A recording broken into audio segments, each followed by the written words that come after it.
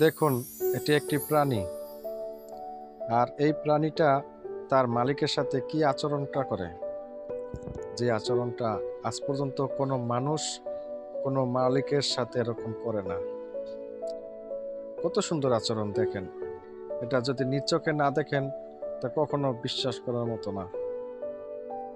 মানুষ তার মালিকের সাথে বেইমানি করে, কিন্তু একটা প্রাণী তার মালিকের সাথে কখনো বেইমানি করবে না। এটা মনে প্রাণে বিশ্বাস করা যায়।